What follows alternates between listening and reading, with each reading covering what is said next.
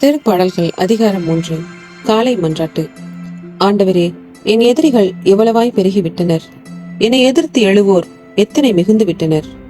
கடவுள் அவனை விடுவிக்க மாட்டார் என்று என்னை குறித்து சொல்வோர் பலர். ஆயினும் ஆண்டவரே, நீரே என்னை காக்கும் கேடயம், நீரே என் மாட்சி, என்னை தலைநிமிர செய்பவரும் நீரே.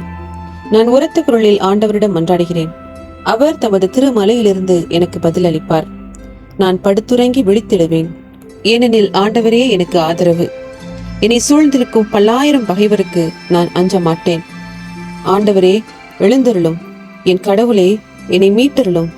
என் எதிரிகள் அனைவரையும் கன்னத்தில் அறையும், பொல்லாரின் பல்லை உடையும்.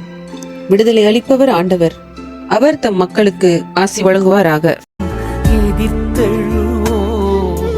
பெருகினாலும் கர்த்தர் கைவிட்டா என்று சொன்னாலும் கேடகம் நீர்தான், மகிமையும் நீர்தான், தலை நிமிர செய்பவர் நீர்தான்.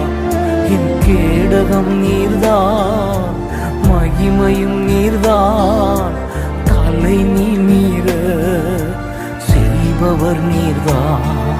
படுத்துறங்கி விழித்தெழுவே, கர்த்தர் என்னை ஆதரிக்கின்றீர். படுத்துறங்கி விழித்தெழுவே, கர்த்தர் என்னை